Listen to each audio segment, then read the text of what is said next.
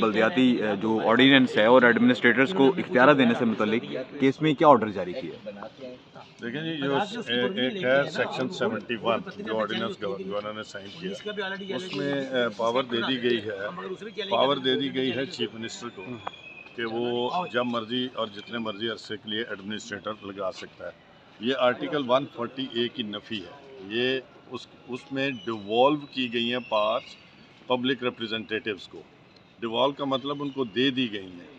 اب اس کی نفی کرتے ہوئے جو ابھی والا 2021 کا لوکل گورنمنٹ ایکٹ ہے، اس میں سیکشن 71 میں پھر اس کو چیف جسٹس کو اختیارات دے دیے گئے ہیں۔ تو اس کے اوپر جو تھی کہ کورٹ نے یہ بار بار ایمفیسائز کیا ہے کہ آپ کا چیف منسٹر جو ہے وہ اختیارات نہیں دے سکتا ایڈمنسٹریٹر لگانے کا، کیونکہ یہ 140A کے خلاف جاتا ہے۔ اور انہوں نے یہ بھی کہا کہ اس کو کسی نے چیلنج کیا ہے تو انشاءاللہ تعالی ہم اگلی تاریخ سے پہلے اس کو بھی چیلنج کریں گے۔ صاحب یہ بتا دیجیے گا، اگر مارچ تک بلدیاتی انتخابات نہیں ہوتے، آرڈیننس لیپس کر جاتا تو پھر کیا ہوگا؟